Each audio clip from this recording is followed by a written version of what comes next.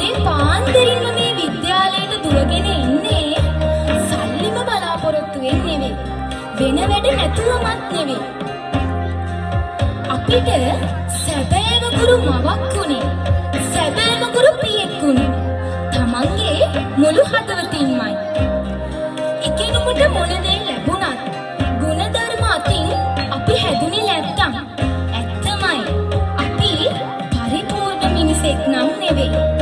ඉතින් අද ඔයාලා මේ වන්දනාමාන කරන්න යන්නේ අපිව අන්න ඒ පරිපූර්ණ මිනිසෙක් කරන්න සික්කිරි පොවන ඒ ආදරණීය ගුරු මෑණිවරුන් හා ගුරු පියවරුන්.